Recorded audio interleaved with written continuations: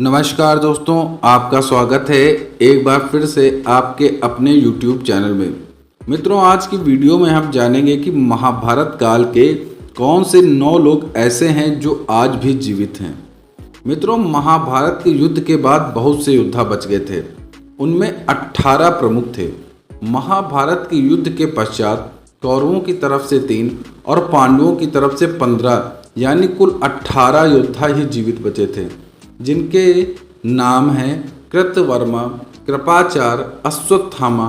जबकि पांडवों की ओर से युयुत्सु, युधिष्ठिर, अर्जुन, भीम, नकुल, सहदेव, कृष्ण, सात्यकी आदि। लेकिन हम यहाँ आज आपको ऐसे 5 लोगों के नाम बताने जा रहे हैं जो उस समय से लेकर आज भी जीवित हैं। तो मित्रों, अगर आप भी जानना चाहते हैं उन 5 लोगों के नाम जो महाभारत के काल से लेकर के अभी तक जीवित हैं, तो इस वीडियो में अंत तक बने रहिए। तो मित्रों, आइए शुरू करते हैं।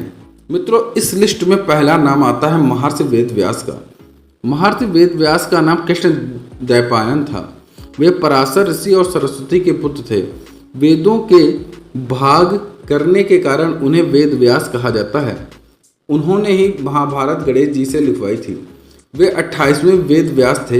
धृतराष्ट्र, पांडु और विदुर को महर्षि वेदव्यास का ही पुत्र माना जाता है। इन्हीं 3 पुत्रों में से एक धृतराष्ट्र के यहाँ जब कोई पुत्र नहीं हुआ तो वेदव्यास की कृपा से ही 99 पुत्र और एक पुत्री का जन्म हुआ था।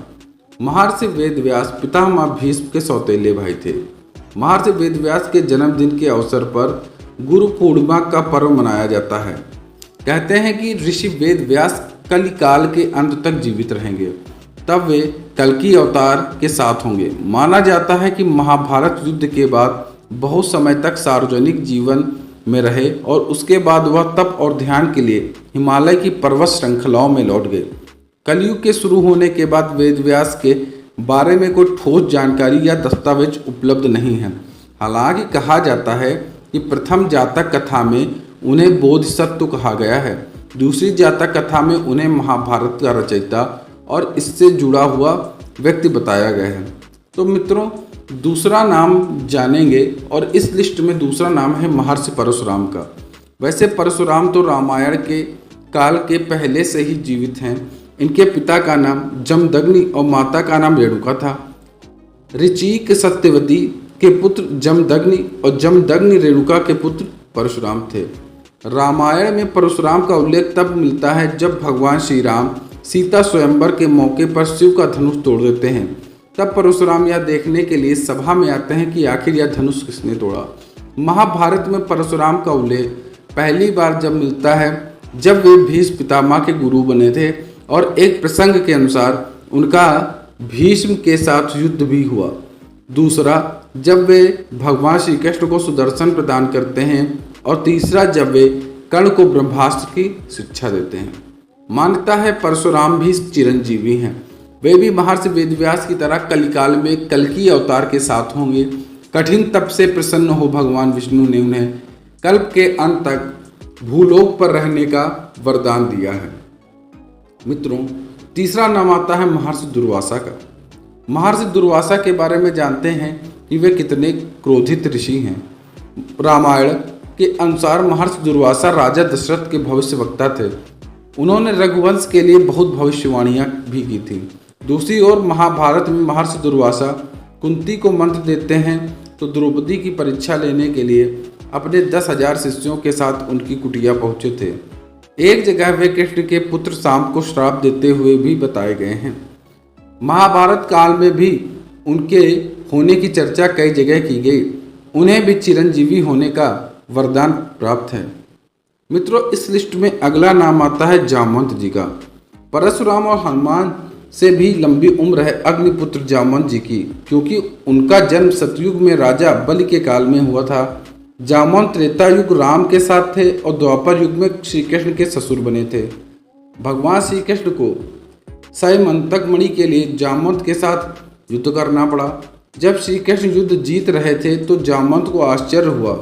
उन्होंने तब अपने प्रभु श्री राम को पुकारा और उनकी पुकार सुनकर श्री कृष्ण को अपने राम स्वरूप में आना पड़ा। तब जामवंत ने समर्पण कर अपनी भूल स्वीकारी और उन्होंने मणि दी और श्री कृष्ण से निवेदन किया कि आप मेरी पुत्री जामवंती से विवाह करें। जामवंती कृष्ण के संयोग से महाप्रतापी पुत्र का जन्म हुआ जिसका नाम सांब रखा गया। इस सांब के कारण ही कृष्ण कुल का नाश हो गया। जामवंत आज भी जीवित हैं क्योंकि उन्हें प्रभु श्री राम से एक वरदान मिला था कि वे भी कल्कि अवतार के समय उनके साथ रहेंगे। मित्रों, अगला नाम आता है हनुमान जी का। सर्वशक्तिशाली और भक्तों के कृपालु हनुमान जी के कारण ही राम और रावण युद्ध में श्री राम जी ने विजय श्री प्राप्त की थी। उनका प्रताप तो चारों युगों में है। वे त्रेता युग में श्री राम के समय भी थे और द्वापर में श्री कृष्ण के समय भी थे। बहुत कम लोग जानते होंगे कि महाभारत के युद्ध में श्री हनुमान जी के कारण ही पांडवों को विजय मिली थी। अर्जुन और श्री कृष्ण को उन्होंने उनकी रक्षा का वचन दिया था, तभी तो वे उनके रथ के ध्वज पर विराजमान हो गए थे। इससे पहले वे भीम का विमान चूर चूर कर देते थे। जब एक जंगल में भीम उनसे अपनी पूंछ हटाने को कहता है तो हनुमान जी कहते हैं, तू तो मेरे ही शक्तिशाली है और तू ही मेरी पूंछ हटा दे। लेकिन भीम अपनी सारी शक्ति लगाकर भी वह पूंछ नहीं हटा पाते। वे समझ जाते हैं कि यह कोई साधारण वानर नहीं बल्कि स्वयं हनुमान जी हैं। मित्रों, अगला नाम आता है मायासुर का। मायासुर रावण की पत्नी मंदोदरी के पिता थे। वे देवताओं के शिल्पी विश्वकर्मा थे और असुरों के शिल्पी मायासुर।